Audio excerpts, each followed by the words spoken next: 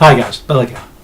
Well, it's that time of year again. Movember's here, and I get to show off my movie star good looks. Bob Hoskins was a great movie star. Yeah, you'll be missed, fella. Anyway, look, I'm sorry I couldn't make this yesterday. The trauma of a full facial pogonatomia was it was too much for me. But I'm getting over the shock, and I'm actually quite looking forward to cultivating a fine moustache over the coming days and weeks. So, why are me and about 1 million men and women worldwide getting so excited about growing a moustache? Well, men's health is a pretty poor third to women and children's. Men tend to accept that. It's fair enough. You know, we're here to serve and protect, right? There's a notion that more money gets spent on us means less money gets spent on our children and our mates. But that doesn't necessarily have to be the case. Yeah, we're more than capable of generating extra funding, people. It's a broader subject, it's something I might deal with another time, but a really great way of increasing the cash spent and the media interest in men's health is to mount a highly visible campaign promoting the issues and raising a shed load of cash for combating the biggest killers of men in the developed world. Now, cancer, particularly prostate cancer, is a great target.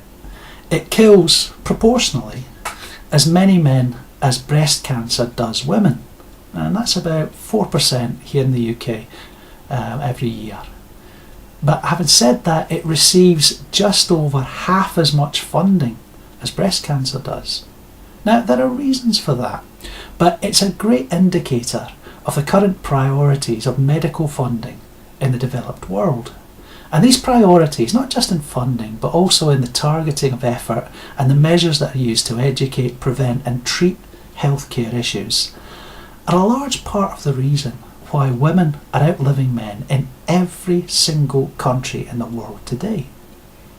Now, I've included some further reading down in the links below, but even the World Health Organization, with its well-publicised and thoroughly feminist stance, even the WHO acknowledges a need for greater emphasis on men's health. Now, talking about it is all very well, but what can we actually do?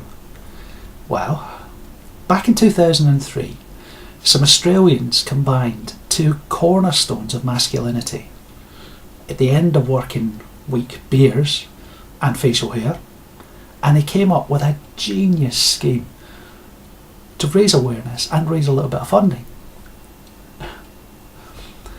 They grew moustaches and they made some noise. Now, both are kind of frowned on in our highly feminised society, so they provoked a pretty decent reaction, and it was enough of a reaction to encourage them to do it all over again the following year. Anyway, things have grown since then. They've actually created a global movement and they've got massive impact. Most people in the developed world, at least, are aware of Movember, even if their understanding of it is a bit fuzzy. Now, one of the things I've noticed is that attitudes are changing to it. Just 2 years ago, there was widespread disdain for the movement being reported in our media. You know, you'd get those rolled feminist eyes and comments about icky or disgusting facial hair in everything from tabloids to talk shows. Now, last year, we didn't really get that. It was pretty much ignored. And this year, well, things are on the up. It's actually getting reported, and we've got everybody from glamour models to senior civil servants are signing on to become Mo Sisters or Mo Bros. There might still be some negative commentary. I'm not saying everything's changed, but I suspect that this month most of the coverage is going to be highly positive. It's hard to argue against a cause that's already putting almost 7 times as much cash into prostate cancer research here in the UK as the Institute of cancer research. Now that's not small potatoes. The ICR is world renowned and it's at the cutting edge of international medical efforts.